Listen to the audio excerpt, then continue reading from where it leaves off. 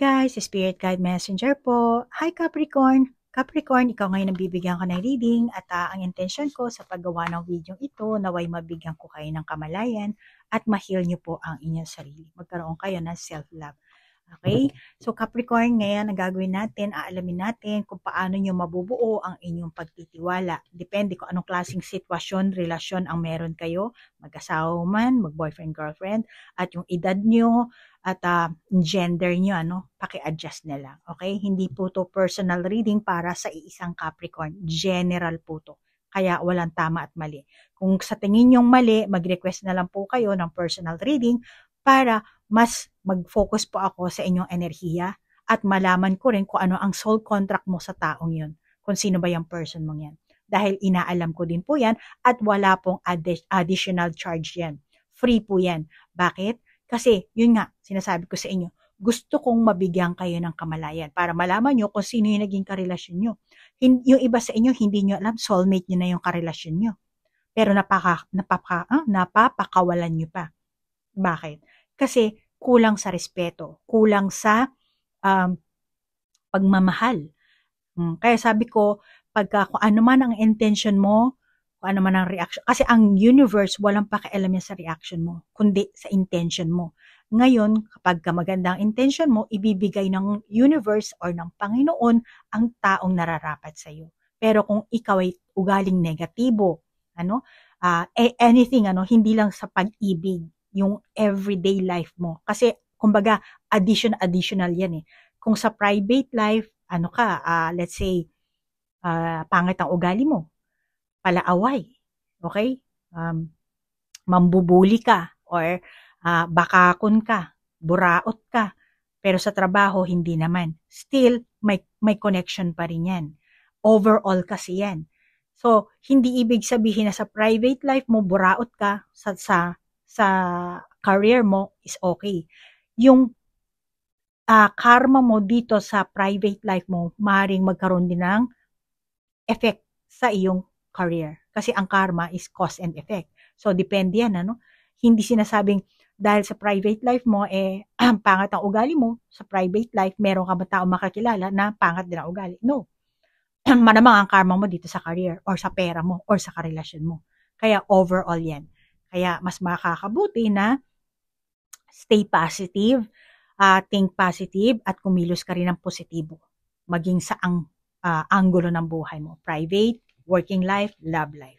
Everything. Kahit din sa ganito, sa papanood mo. Okay? Yung mga comment, maging aware ka dapat dyan sa intention mo. Okay? Walang pakialam ang universal reaction mo. Ang intention mo. Ang intention mo ba magpasalamat? Ang intention mo ba insecure ka kasi? Galit ka kasi? Alamin mo sa sarili mo yan. Nang malaman mo kung ano ang magiging karma mo. Okay? So, ganun yan ha, Capricorn?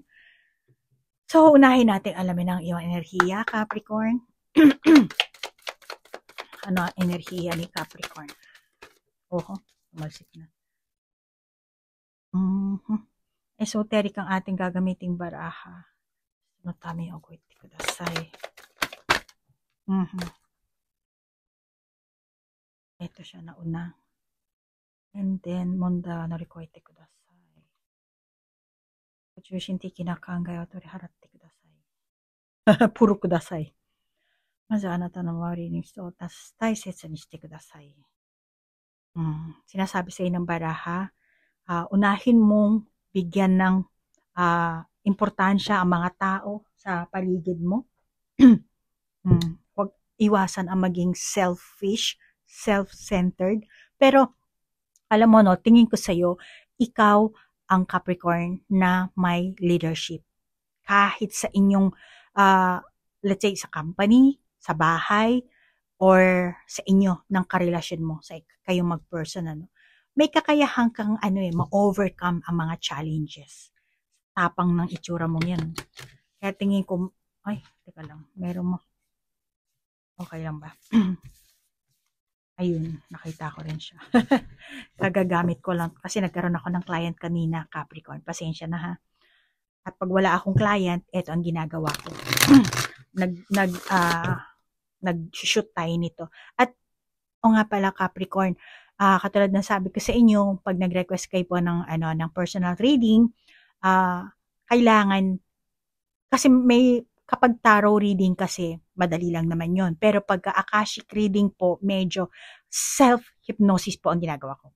Kumbaga, nagme-meditation po ako, kaya medyo matatagalan po yon. Kaya, binibigyan ko po kayo ng schedule kung kailan ko po ipapadala sa inyo ang result. Ayan. Okay. So, malamang yung iba sa inyo, no? Oh, illumination. Angel number 2. Angel number 2. And then, 231. Be spontaneous. Mas matibay ang pagmamahal mo, pagkikare mo, kumpara sa person mo. Mas nakakita ako sa'yo na ikaw ang mas in sa inyong samahan. Mas mahal mo ang person mo kaysa sa pagmamahal niya sa'yo. At tingin ko sa'yo, no, Capricorn, meron kang kakayahan na mag-control. Control na sari-saring anggulo ng inyong samahan, maging sa pera man, basta sa inyong samahan mismo. Okay? Pero, masasabi ko na meron ka rin naman mga daring na decision na binibitawan, mga kilos mo. Tingin ko sa'yo, bold ka, at the same time, brave at matapang ka. Wala kang takot din siguro, especially kung ikaw ang Capricorn na babae. So, masasabi ko na isa kang matapang na babae. Okay? Sa energy mo, nakikita ko ang pure. Meron kang pure energy dito. Kaya nga lang, mukhang hindi ka nakafocus. Hindi ka nakafocus doon sa particular na bagay. Hindi ka nakatuon sa pagiging creative mo dito. Instead, ang gusto mo talaga, yung isang idea na tiyak na ipatutupad, yun mismo. Hindi mo gusto yung kung ano-ano. Ang gusto mo talaga, dapat kung merong idea, isagawa natin. Kung meron ka naisip na ganito, ganyan, gawin natin. So, meron kang ganong klaseng enerhiya. Masasabi kong meron kang ganong klaseng mindset. Energetic ka. Charismatic lover ka. Ang tingin ko, ikaw talaga ang nagli-lead sa inyong samahan dito. At ikaw, Capricorn, bukas palad ka sa inyong relasyon. Talagang open ka. And then, masasabi ko na handa ka rin maglaan ng oras para sa person mo. Handa ka rin ipaglaban ng person mo. If ever na meron sasabihin na, uy, huwag ka dyan Capricorn, kasi ganyan ganyan. Pero hindi, talagang ikaw ang magre-reach out. Ikaw talaga ang magpapakita ng motibo. Ikaw talaga ang makikipaglaban. Ipaglalaban mo talaga itong person na to. Kahit na ikaw ang Capricorn na mainitin ang ulo mo, tingin ko naman sa'yo, yung galit mo, madali namang mapawi. Madaling mapawi, madaling makalimutan. Para sa'yo, parang wala na, nagalit ka na, pero okay na ako. Pero sa person mo, hindi. Pagkatapos mong magsisigaw-sigaw, pagkatapos mong sabihin ito, ganyan-ganyan, tapos sasabihin mo, parang wala na. Ganun ang person mo.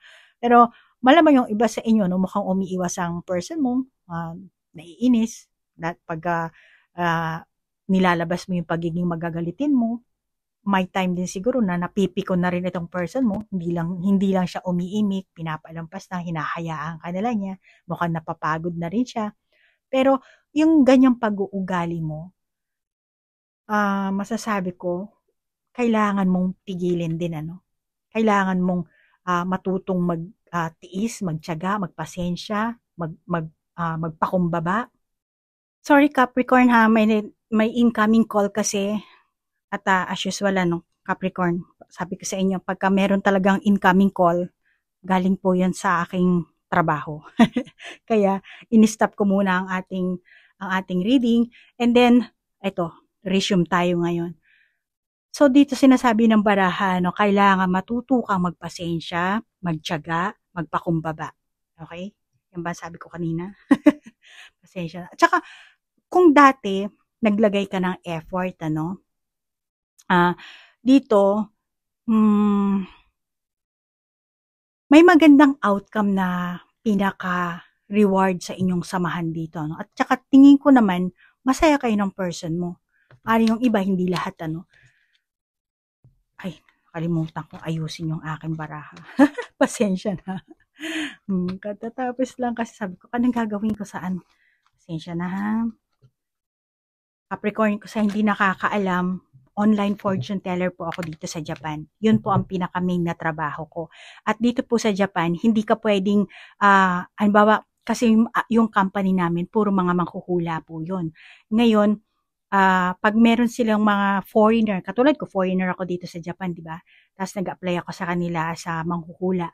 Kailangan meron kang lisensya ng Japanese language. Hindi pwede yung pabarok-barok yung Kaya, ang nangyayari sa akin, atin-atin lang to, medyo nahihirapan na rin ako mag-Tagalog. Kasi, syempre, kailangan kong, tawag dito, maging fluent sa Japanese ko, Pag naging fluent naman ako sa Japanese ko and then nilalabas ko rin yung English na language ko, nahihirapan ako mag-Tagalog. Kaya pasensya na ha.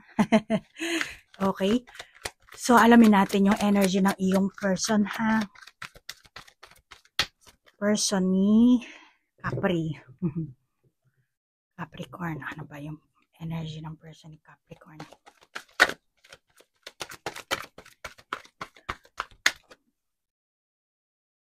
Walang tumatalsik, kaya kuhanin na natin. Kuha na lang tayo. Ay, isa lang. Madami. Okay, pasensya na.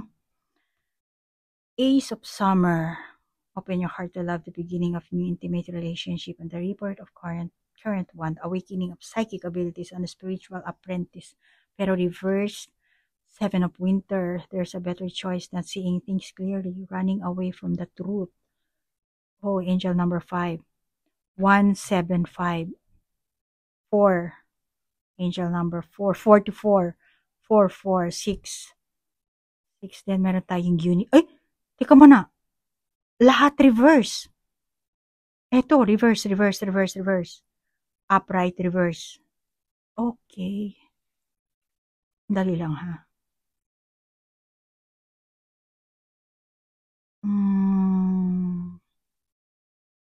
Okay. Pasensya na ha, Capricorn, kasi hindi tayo scripted, kaya kailangan kong makita ng husto ang mga baraha. So dito sa person mo, nakikita ko na kung wala siyang lakas ng loob, pero sa tingin mo sa kanya na hindi, may lakas siya ng loob, malakas ang loob ng person ko, ng iyan kung sino man karelasyon mo, no? Hindi talaga siya totoong malakas ang loob, kundi nilalakasan niya lang talaga ang loob niya. Para magkaroon siya ng confidence, para magkaroon siya ng determinasyon. Kaya hindi naman talagang inborn na malakas ang loob niya, pero nilalakasan niya na lang ang loob niya. At ginagawa niya na magkaroon siya ng determinasyon. At nakakaramdam din siya ng kagalakan sa inyong samahan. Ang energy niya, kumbaga, tinatry niyang maging confident, tinatry niyang maging self-assured, madamdamin din, masayahing tao itong person mo. Pero ang pinaka-general energy ng person mo, extremely focused siya sa samahan nyo. Or, hindi lang sa samahan nyo, pati siguro sa personal life niya. Kung baga, sa trabaho, syempre, lalo na sa trabaho, kailangan din ng pera sa isang relasyon, di ba? Kung wala kayong pera, hindi rin na mag-work ang inyong relasyon. So, malamang doon din, extremely focused siya sa kanyang trabaho, sa kanyang pangarap, sa kanyang future, at mukhang nag-aapoy ang kanyang pagnanasa. May passion siya. Siya yung tipo ng tao na handa at may paninindigan na, kumbaga, andito ako sa tabi ng oras ng pangangailangan mo. Maaring hindi siya, baka yung iba sa inyo before, hindi siya naging ganon. Pero ngayon, tinatry niya ng baguhin yung kanyang diskarte. Ano? Kaya more on, parang gusto nito na kung meron kang pangangailangan, kung meron kang problema, pwede mo naman akong sandalan. Yung ganon. Kaya kung dati hindi mo nasandalan itong person na to, ngayon babaguhin niya yun. Parang gusto niyang mag-mature, parang gusto niyang ibahin ang kanyang pag-uugali, ibahin yung kanyang pamamaraan. At saka, tingin ko itong person mo, independent siya. Just like kung, for example, kung mag-asawa kayo, walang pagkain sa bahay. Ano? Or, walang maglalaba. Siya na maglalaba. Kaya tingin ko naman, cheerful itong person mo, masayahin, at pinipilit niya maging confident, pinipilit niya maging open sa'yo, sa inyong relationship. Masasabi ko na, kung dati, siguro before na maging magkarelasyon kayo, or dati niyang pag-uugali, kulang siya sa pagpaplano, ngayon, maplano na siya. Pero nakakita ko ang uplifting energy nitong person na to. No? At tinatry niyang maging uplifting yung kanyang energy. Oo, minsan, self-centered. Pero, normal lang naman yun. Meron talaga tayo mga negative side and positive side. Walang perfect. At tingin ko itong person mo, pala kaibigan naman. Kaya, maring iba sa inyo, masasabi mong, hindi, ano yan, presko nga yan, ganyan. Oo, walang meron talagang likas na negatibong pag-uugali, pero tinatry niya naman na mapabuti yung kanyang pag-uugali. At ang ugali ng person mo, hindi niya malamang na babaguhin lang ng basta-basta. Siyempre, merong nag-trigger, ano ba yun? Parang meron siya nakita na, kailangan kong baguhin. Pero siyempre, hindi ko agad mababago ng overnight. Pero gusto niyang baguhin kung sino siya. Para lang umangkop sa iyo. Pero kung sa ibang tao, hindi niya babaguhin yun. Para lang umangkop sa pagnanasa ng mga kung sino mang tao yun. Hindi niya gagawin yun. Pero para sa iyo, gagawin niya. Sa ibang tao, wala siyang pakialam. Kung anong iniisip sa kanya ng ibang tao, anong inaano sa kanya, wala siya. Ganon siya kadeterminado sa sarili niya paniniwala at sa iyo, sa samahan niyo. Kaya nga independent siya. Kasi wala siyang pakialam. Oo, friendly siya. Pero hindi ibig sabihin na friendly ako. Kumbaga, let's say meron siyang kaibigan na mahilig magkaraoke. Sample lang yun ha.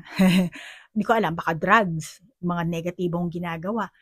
O pwede kita maging friend, pero hindi ibig sabihin na palagi akong sasakay sa trip mo. Yung ganon, hindi. Pero sa'yo, magpaplano siya, may babaguhin siya, determinado siya. Pero sa ibang tao, wala. Kahit sabihin pambastos siya, okay lang sa kanya. Kasi para sa kanya, ako to, buhay ko to. Samahan ko to, karelasyon ko to, gusto ko tong taong to. Siya lang ang, kumbaga ganun ang niya, no? Yung patakaran niya. Kaya tingin ko, Capricorn, baka yung iba sa inyo, mag-asawa na kayo, at kung hindi naman kayo mag-asawa, magkarelasyon kayo, hindi ko alam kung ilang buwan na kayong nito, kahit nasabihin mong LDR pa kayo, tingin ko naman tapat itong person mo. Hindi ko alam kung, hindi ko masasabi kung talagang ang plano nito, kasi reverse ang ating 4 of spring and then 4 of summer. Pero baka sa ngayon, wala pa siyang ganong klaseng plano. Pero in the near future, baka gusto niya maging mag-asawa kayo, or talagang magkaroon kayo ng deep na relasyon, Yung tipong mauuwi kayo sa engagement, magpo-propose siya, pero sa ngayon, wala pa ako nakakita dito. Pero determinado siya. Alamin natin kung meron bang mga, kuha lang akong baraha. May mga impluwensya rin kasi sa mga tao. Just like kanina, sabi ko, friendly kasi itong taong to, Pero alam mo, ang pagiging, minsan ang taong friendly, tapos minsan merong mga kaibigan tayo, hindi natin maiwasan din, hindi natin matanggihan. Kaya, tingnan natin, Oh. Ilan to? 6 na lang siguro. Sabi ko 6, lumabas ng 2. Okay, tama naman yan. Ito na lang, pagpatungay natin. Okay, transformation, angel number 5. So, talagang gusto mag-change ng ng pag-uugali nitong person.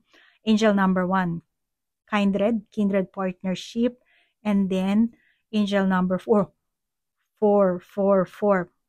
Then teacher, milestone, angel number 6. And then 6, family, friends, and guides. And then courage, energy. Angel number 1, 166.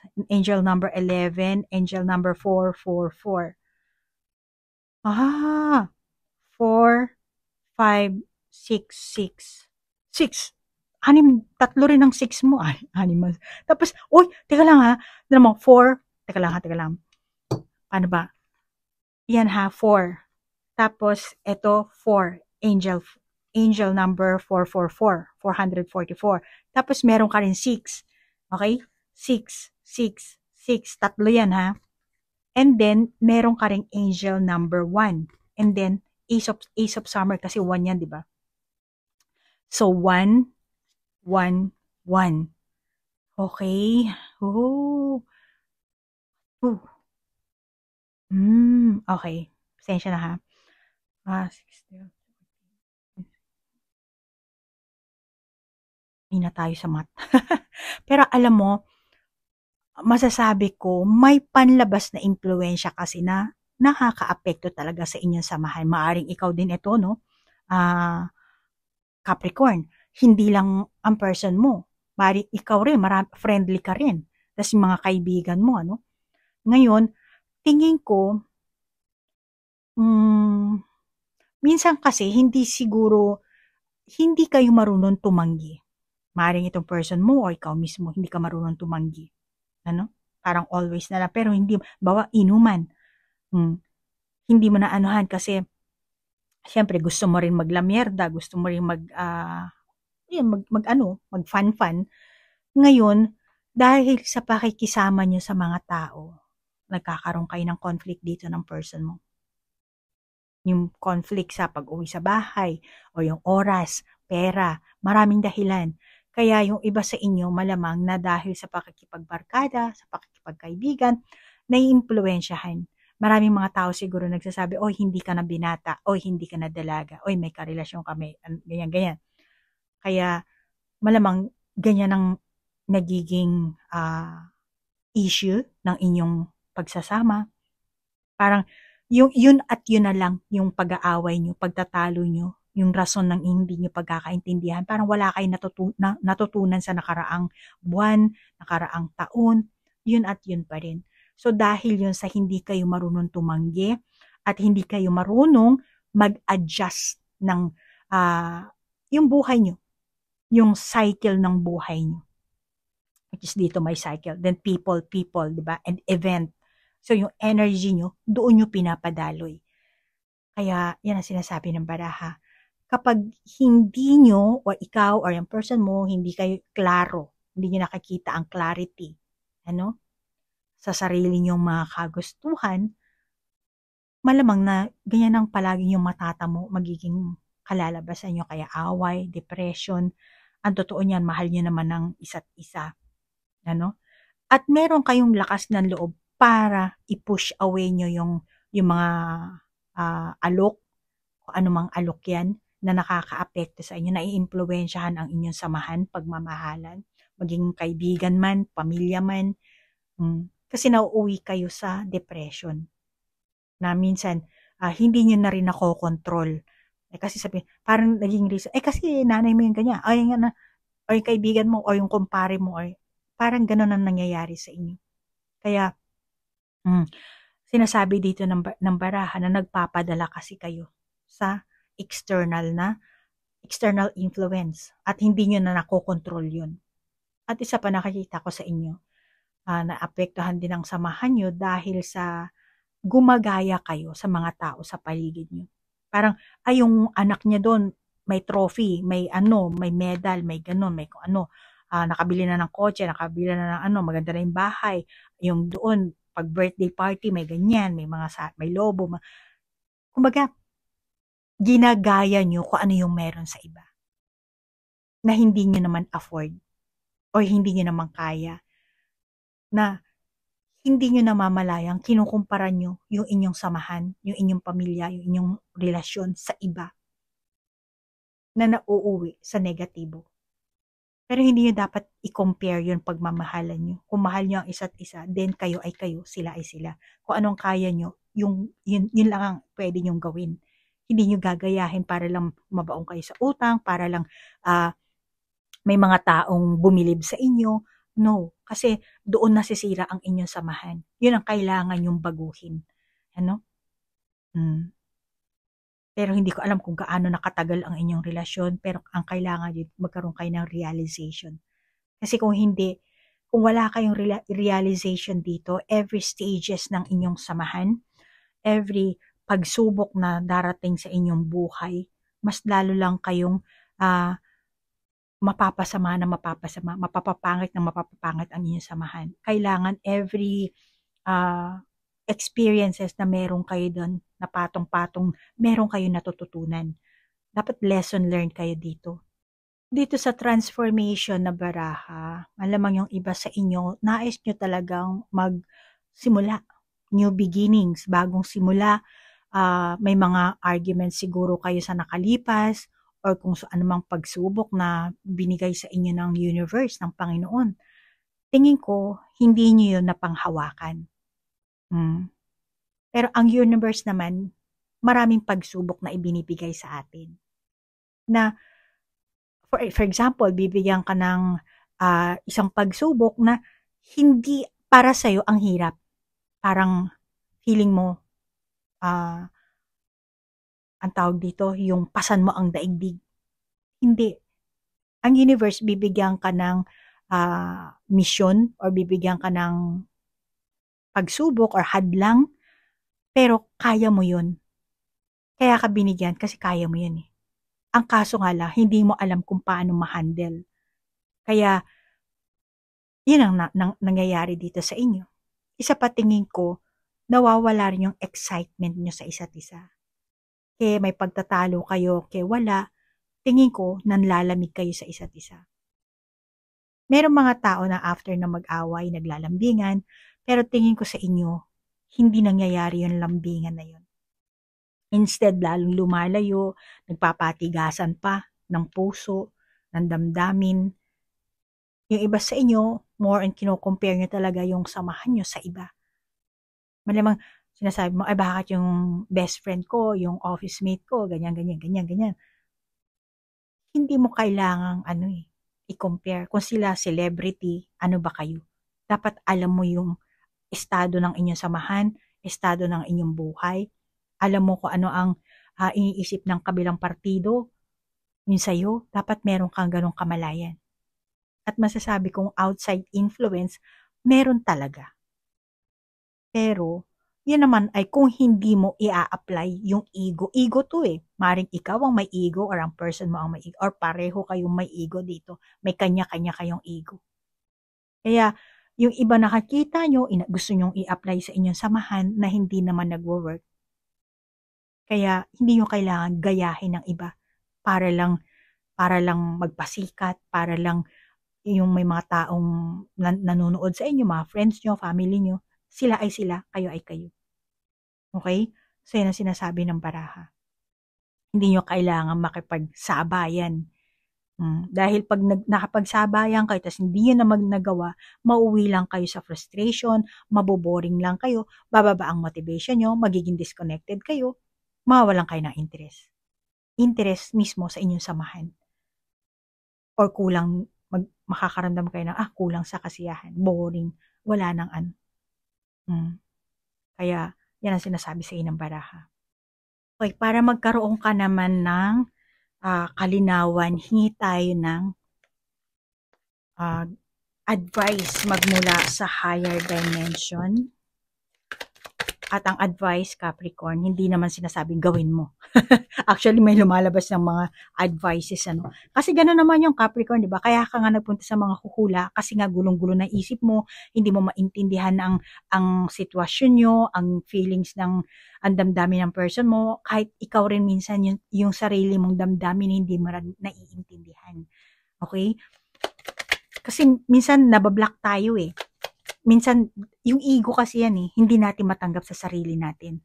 Kaya, etong mensahe ng baraha from higher dimension, nasa sa yan, kung i-apply mo, hindi. And kung sa tingin mong naka-resonate ka, kung sa tingin mo, sa akin nga, mukhang sa akin itong mensahe niya, sa akin yung advice na yan, then take it ha. Nasa sa yan kung gusto mong i-apply. Hindi kita pinipilit.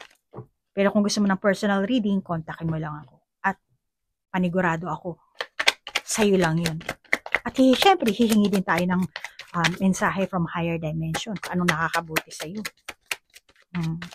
Ganun yun pag nagpunta ka sa manghuhula. Hindi yung, kasi ganito ang person ko. Kulamin mo siya. Anuhin mo siya. Wag ganun. Negatibo yan. Okay, so meron tayong 6 of 6 na naman. 6 of Pentacles. Na reverse, naman to? Tumalsik. 4! Grabe, 6-4. 4 na yung 4 mo, ha? 4 na rin yung 6 mo. Ano kayang lalabas? Teka lang. Ang dami lumabas. Ang dami lumabas. Tingnan natin. Ilan to? 1, 2, 3, 4. 4. Diyan. 3. So, meron tayong 3 of Wands. 3 of Wands na reverse. Tapos dito, 4 wands, 4, 3, and then dito pentacles, di ba? Dito naman 7 of wands, puro wands. Okay? And then pentacles, pera. 4 of swords. Ilan ang 4 mo? 1, 2, 3, 4, 5. 5 na ang ano mo. 34, 43, 34. Diba? Tama ba? 3 of Pentacles and then 4 of Swords, then 34 yan. So dito, I'm sorry. Dito naman 4 of Wands and 3 of Wands. So 43. Okay? And then napapagitnaan ng 7. Then ito 6. Alam mo ang pinakamahusay na paraan para maiwasan nyo yung paulit-ulit na hindi nyo pagkakaintindihan, hindi nyo, yung salungat, salungatan nyo. Una, masasabi ko na kulang kasi kayo sa inspiration. Sa parehong kayong dalawa ha. Kulang kayo sa inyong inspirasyon and kulang din kayo sa passion. Ngayon, kailangan i-motivate nyo. Una-una, i-motivate mo ang sarili mo. And then, yung person mo rin, kailangan niya i-motivate ang sarili niya. Kanya-kanyang motivation. And then, pag magkasama kayo, yung both kayo, yung motivation nyo. Kailangan itaas nyo yan. Okay? Kailangan kasi yan sa isang samahan. Kahit nasabihin mo nakatira kayo sa isang bubong, still kailangan na andun pa rin. Inspired kayo, motivated kayo, na andun yung, kasi kailangan yan eh. Hindi naman porket magkarelasyon kayo, puro happy na lang, puro pagtatalik na lang, puro gano'n na lang, no. Puro pag-aaway, puro bangayan, hindi. Kailangan din kasi na meron kayong ano dito eh, meron kayong masayang, kung ba, for example, hobby, mahilig kayong manood ng Netflix, mahilig kayong manood ng mga drama, Korean drama, or ano ba, mahilig kayong magmotor, dapat meron kayong similarity kahit papano. Or kung sabihin mong, hindi, wala talaga. Totally, kami, magkasalungat talaga kami. Still man lang, adjustment ang kailangan. Kung gusto ng isa na ganitong channel, basketball or kung ano man, sports, i-adjust mo na lang. Okay? And then, kumbaga, pakisama yung ganon. Tingin ko naman, kayo, friendly kayong tao. Ngayon, hindi ibig sabihin porket magkarelasyon na kayo, aalisin nyo na yung pagiging friendly nyo. Still, kailangan nyo pa rin yung pakikisama. maging kaibigan man, maging asawa man, na andun pa rin kailangan yun. Okay? Yan ang sinasabi ng baraha. At yung iba sa inyo, dapat pareho kayo ng binavalue sa buhay. Yung quality na pinahalagahan nyo. Just like quality time. Spend time together. Reputasyon ng bawat isa. Mahalaga yan eh. Sa isang samahan, sa isang mag-asawa, sa isang pamilya. At malamang sa tagal ng samahan nyo, lumalabas na yung katamaran.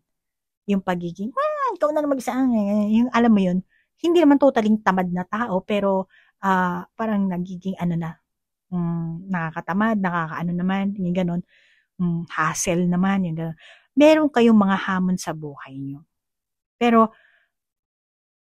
yung hamon na yun, hindi nyo alam kasi kung hamon ba talaga yun o ano. Pero, dahil sa gumagana yung katamaran, nawawalan tuloy ng effort. Hindi na nakakapag-effort.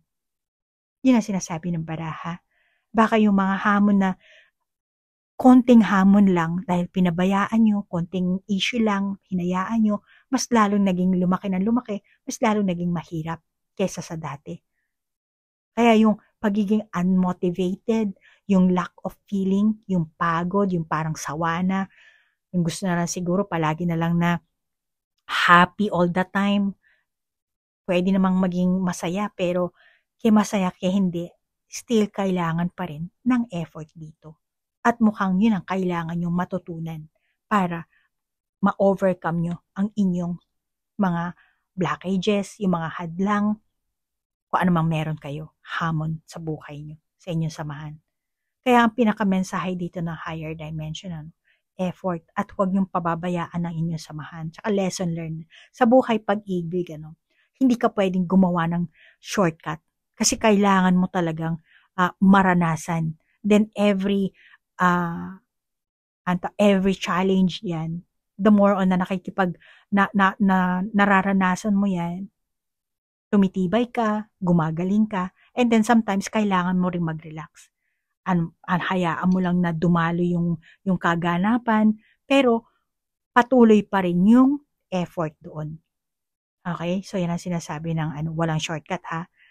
Lahat pagsusumikap, kailangan natin yan, maging sa trabaho, sa personal life, sa love life. Maring italaga mo ang sarili mo dito sa person mo. Yung iba sa inyo, kailangan nyo munang magtiyaga para magkaroon ka ng nilaga or mag-effort ka, alamin mo kung paano uunlad ang inyong samahan. At syempre, kailangan doon pangangalaga sa person mo, pangangalaga din sa sarili mo. Okay? Kaya ikaw ang nakakapanood ng video ito, ikaw ang nakakakuha ng advices para kumbaga gawin mo sa sarili mo. Kung sa tingin mo, makakabuti. Kasi alam mo tayo mga tao, gumagana talaga yung ego sa atin. Which is majority talaga sa ego. Actually, hindi naman nawawala totally ang ego natin. Pero karamihan sa ego natin, tinutukso tayo ng evil spirit eh. Katulad niya, katamaran, di ba? Sige, matamad ka, hindi mo na kailangan susulsulan ka kasi ng evil spirit. Pero, kung papairalin mo ang iyong positive mindset, positive action, hindi, maaring tamarin ka, pero makakahanap ka ng ibang way. Kung paano mo, kung ayaw mong gawin ng isang bagay, makakahanap ka naman ng ibang option. Kailangan mo lang maging open-minded. And then, kailangan nyo maging open dito ng person mo. At kailangan nyo matuturin kasi learn from your past experiences, yung mga kung ano man ang pinagdaanan nyo, mga pagkakamali nyo, kasi kailangan nyo mag-change. Ngayon, kahit nasabihin mo, wala na kami, hiwalay na kami, still, kailangan mo pa rin magkaroon ng transformation sa sarili mo na lang. Dahil, let's say, naghiwalay na kayo.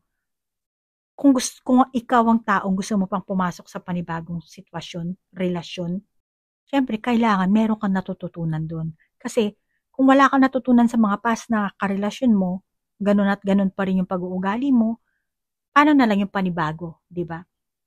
Wala rin, mauulit din yung hiwalayan, mauulit din yung mga issue, yung pagtatalo, yung kung ano man yung pagkakamali na meron ka sa past.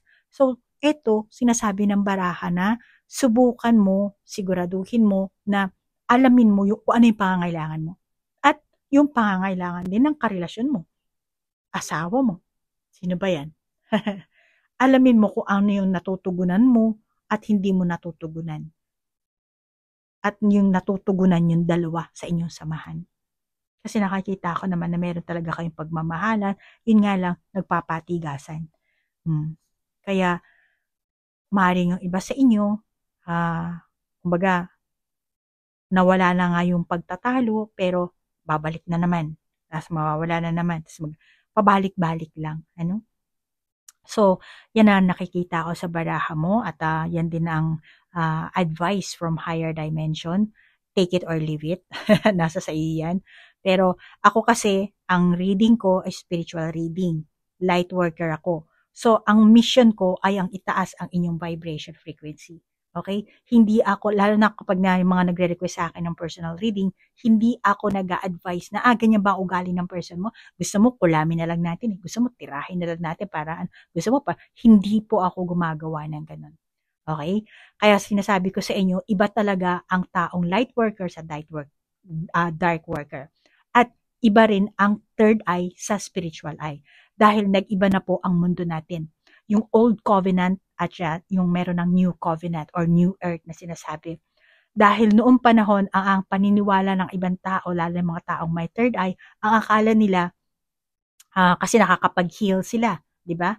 At akala nila ang tamang pamamaraan yung pagkukulam, pag-aalay ng dugo, ng hayop, ng kung ano, pag-inom ng dugo, pagkain ng atay, kung ano-ano. Luma na yun. Kaya nga naandyan si Hesukristo Kaya nga si Hesukristo nag-sacrifice ng dugo ng buhay niya. Kaya nagpadanak siya ng dugo. At yun na inako ni Hesukristo ang lahat ng kasalanan natin. Kaya hindi na natin kailangan gawin pa yun. Yung uminom ng dugo, mag-alay ng dugo, kung ano-anong klaseng dugo. Dahil ang Panginoong Hesukristo na ang nag-alay ng buhay, nag-alay ng dugo. Ngayon, kung gusto mo na magkaroon ka ng spiritual eye, magkaroon ka ng discernment, maging light worker ka, then sundin mo ang inuutos ni Hesukristo. Nakasulat yan sa Biblia. Kaya, ganyan ha, Capricorn. Hindi ko alam kung manghuhula ka rin or tarot reader or meron kang sama ng loob sa person mo, kaya kung ano-ano na lang naiisip mo, maring hindi lahat sa inyo, yung iba, okay? Hindi ko nila lahat. Pero kung ikaw ang taong merong ganong klaseng ginawa before or may balak na gawin, iwasan mo na yan. Okay?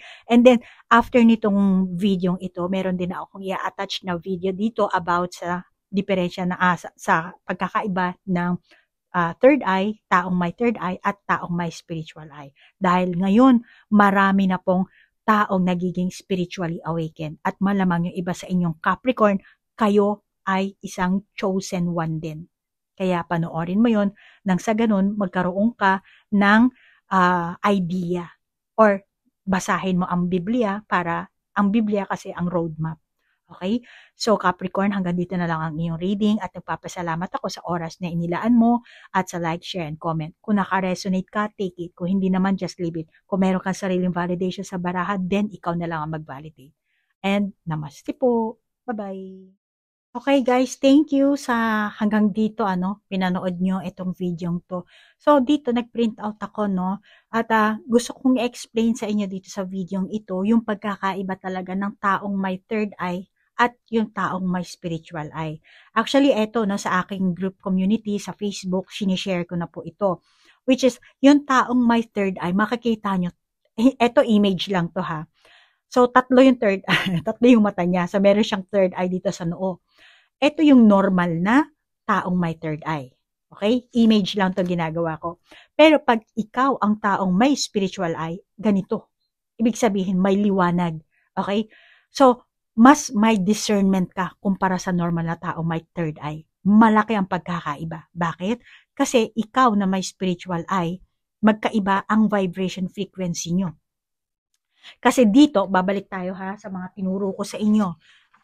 Lalo na sa mga Gemini or sa lahat ng mga zodiac sign, Aries, Taurus, Gemini, Cancer, Leo, Virgo, Libra, Scorpio, Sagittarius, Capricorn, Aquarius, Pisces. Lahat na sinabi ko. So, babalik tayo before na share ko na po ito sa inyo about sa Kundalini, about sa 7 chakra. And kasi may marami po sa akin, everyday palaging nagsisend ng email at saka sa messenger at saka sa mga group community ko na sinasabi na, Ma'am Aiko, pa-open ang third eye. Magkano ka ba? Magkano ba pa-open? Alam nyo guys, ito lang sasabihin ko sa inyo, madali lang i-open ang third eye. Pero, kung ikaw ang taong responsible, hindi mo ipapahamak ang kapwa mo. 'Di ba? Ganun yun eh. Kaya yung mga taong may third eye na nangkukulam, bakit ka mangkukulam? Yan ba ang tinuro ng Panginoon sa iyo? Ni Hesukristo?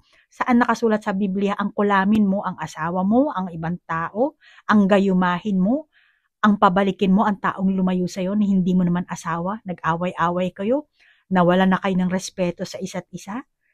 Hindi ganun eh. 'Di ba?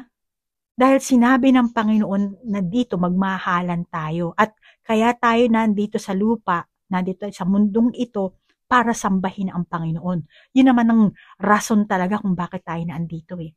At yung ating soul para magkaroon din tayo ng experience. Pero ang pinaka-primera una natin gagawin ay sambahin ang Panginoon. Ang ginagawa ng ibang taong may third eye, kasi mga dark sila eh, mga dark worker. Kaya tingnan mo, ang laki ng pagkakaiba, di ba?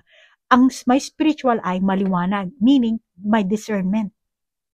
Yun lahat ng vision na nakakita nito kasi guided na sila. Dahil eto, sabi ko sa inyo, kailangan nga ma-activate niya itong 7 chakra. Hindi pwedeng third eye lang. Kasi every chakra, meron niyang stages na ipupurify kayo. Kaya nga dito, ang left is renewal, and then ang right is blood of Jesus, which is purification. Ito ang Holy Spirit. At ditong sa taas, yung crown chakra, ang Christ consciousness. Kapag may Christ consciousness ka, divinely guided ka. Ayan.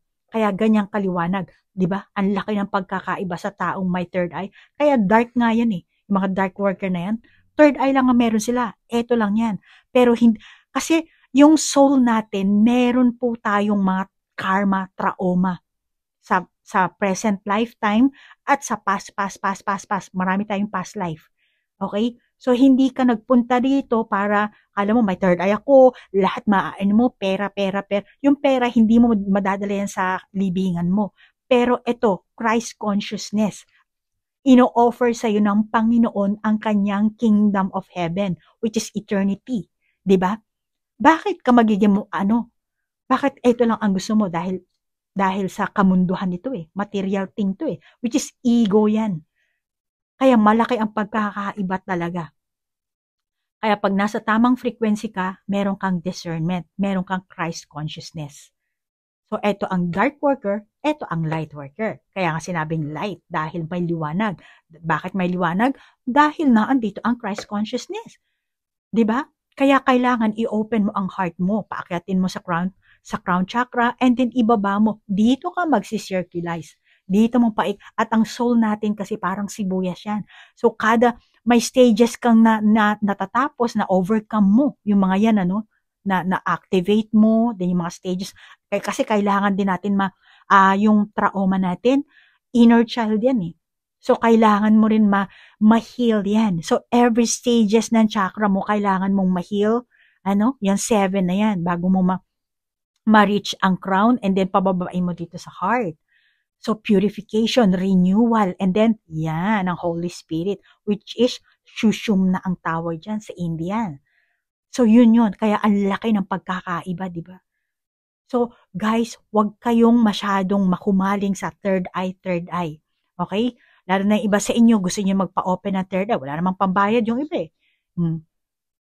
Huwag na kayong mag-alay ng kung ano-ano, mag-alay ng dugo or magdasal lang kayo, and then, pwera pa sa pagdadasal, gumawa kayo ng tamang aksyon.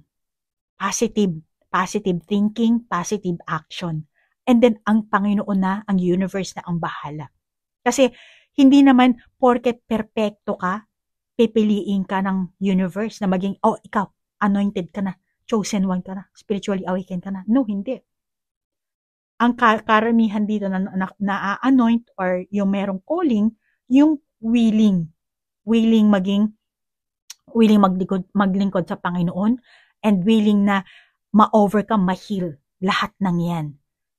Kaya yung taong gusto lang ang third eye, akala mo makakausap mo yung namatay mong kamag-anak, akala mo siguro makokontrol mo to, yung lahat ng vision na makikita mo, nagkakamali ka. Hindi yan ang makikita mo. At karamihan dito nababaliw. At makakita mo na lang yung mga buhay nila. Tingnan mo na lang yung buhay nila. Dahil kung ikaw ay may Christ consciousness, ikaw ang talagang light worker. Okay? Divinely guided ka na. Hindi ka pababayaan ng Panginoon. Kahit anong klaseng buhay. Kasi less suffering ka na. Okay? Kaya kailangan linisin mo yan. I-heal mo. And para ma-heal mo, kailangan mo rin mag-yoga, exercise. Siyempre, pagkain, tamang pagkain. Self-discipline din kasi ang kailangan dyan. Okay? So, matrabaho. Kung sasabihin mo matrabaho talaga. Kasi, pinapolish ka ni Lord. Kumbaga sa kutsilyo, hinahasa ka niya. Kaya hindi ka pwedeng dito ka lang sa third eye. Malaki ang pagkakaiba. Okay? Para ma-attain mo to, etong liwanag, etong Christ consciousness, gumawa ka ng positibong bagay. Okay? At huwag kang mag-focus sa material. Mag-focus ka kung Kristiyano ka, kung ano man ang relihiyon mo, hindi ko alam. Pero mag-focus ka kung sino man ang Diyos na pinapaniwalaan mo. Siguro naman, hindi naman sinasabi ng Panginoon mo na, oy, saktan mo yung kapitbahay mo. Oy, ganit ko lang. Hindi naman siguro gano'n ang Diyos na pinapaniwalaan mo, di ba? Lalo na kung tayo mga Pilipino. 83% ng Pilipino is Kristiyano. Kay Hesus Kristo tayo naniniwala. Di ba? Kaya nga, Christ consciousness na andito. Which is, ang Christ naman meaning is anointed. Di ba? Pag sinabing anointed, di ba? Anointed oil, di ba? Papahiran ka. Kaya dito, pag na-reach mo yan, parang merong mga kiliti na parang may tubig na sari-sari mararamdaman mo dito eh. Dahil yan ang Christ consciousness. Yan ang liwanag na matatamo mo. Kaya meron kang discernment kumpara sa taong may third eye lang. Ang laki ng pinagkaiba, di ba? Okay? So, yan lang ang gusto kong ma-share sa inyo.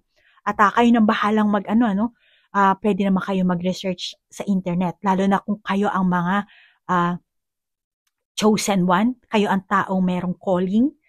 Okay? Tinatahak nyo na ang inyong spiritual journey. Huwag kayong matakot. Kasi you will going to step sa unknown world. Wala kayong alam dyan.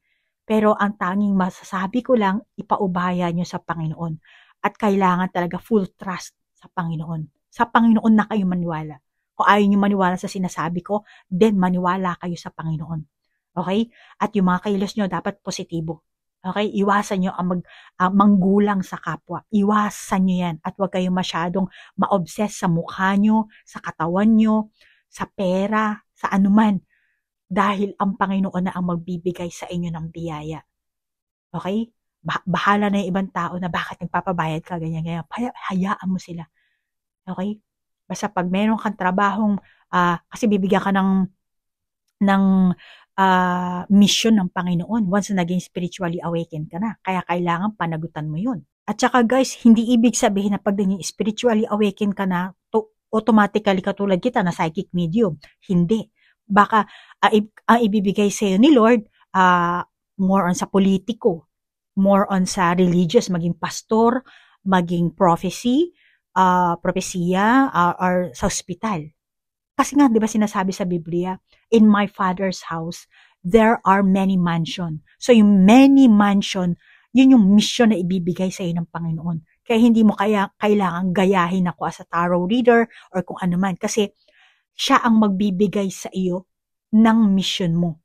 Maliliwanagan ka, lahat na intuition, magugulat ka na saan nagagaling, bigla ka na lang gagawa ng kung ganito, ganon. Ganon po yun, yan ang discernment. At para makaano ka niyan, kailangan positibo talaga ang mga ginagawa mo. Okay? So, ganon yan guys ha. At saka guys, ang universe, walang pakialam yan sa reaction mo. Ang concern niya, yung frequency mo, yung intention mo. Okay? So, kailangan maganda palagi ang intention mo, malinis ang budhi mo. Okay? Baka yung may iba sa inyo, malikot ang kamay, kung ano ang ginagawa. So, kung ano mga negative, sari-sari yan. Mahilig kang magchismis, manira ng tao, pag-awayin yung mga tao, negatibo yan. At tayo mga tao, time to time napoposes tayo. Kung ganun din lang, lahat tayo mapoposes talaga. Kaya kung magpapaposes ka, doon na lang dito sa liwanag, di ba? Dito sa Christ consciousness. Bakit ka magpapaposes dito sa dark? Sisirain mo lang ang buhay mo, di ba? Unang-una yung kaluluwa mo. Pero ang mga tao kasi dito sa mundong ito, yung iba kasi talaga, may soul, pero nakaprogram sila. Maniwala ka sa hindi. Kaya sila mismo, hindi nila alam kung talaga bang tao sila. Normal, meron pa nga artista eh. Ay hindi mo alam yan. As long as hindi ka nakakarating dito sa Christ consciousness, hindi pa tumataas ang iyong vibration frequency. So pagka tumaas yan, ang iyong na-activate mo ang iyong chakra, and then etong shushum na, umabot na sa taas, marami kang impormasyon na makukuha.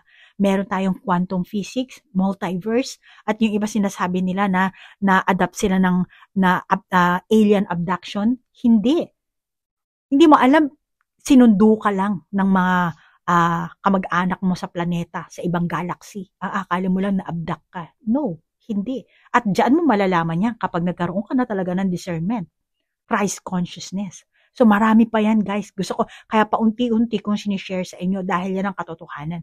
Maniwala ka sa hindi. Kaya yung third eye, huwag kang ma-obsess dyan. Ma-obsess ka dito sa chakra mo. I-align mo to.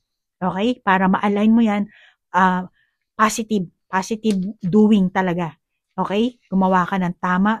Basahin mo ang Biblia. Yan ang roadmap mo na masasabi ko. Or maghanap ka pa ng ibang mga, just like ng Bible ng Jewish, or Bible ng Buddhism, Hinduism, marami pa, Taoism, di ba?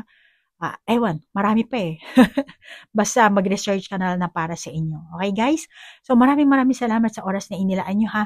Para lang ito sa mga chosen one, sa mga taong may calling, at para lang sa mga taong open sa mundo ng spirituality.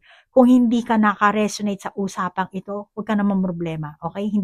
Malamang hindi mo pa time, wala ka pa sa ganong stages. Panoorin mo na lang, pakinggan mo. Kasi ako, more on nauna yung experience ko. Kaya, experience, saka research. Hindi kasi ako mahilig mag-research. Kasi, gaano karami ang re-research mo? Ang dami, sa katerban yan. Diba? Makukurta. Kaya ang nangyayari sa ibang mga taong spiritually awakened na mga intermitido, paranoid. Gusto nila sila ang advance. Hindi ka pwede mag-advance. Dahil wala kang kaalam-alam, ang Panginoon, ang universe ang mag-aano sa iyo, ang mag-a-assist. Kaya nga pag na-open mo ang heart chakra mo, divinely guided ka na. Kumbaga, possess ka na dito ng good spirit, hindi evil spirit.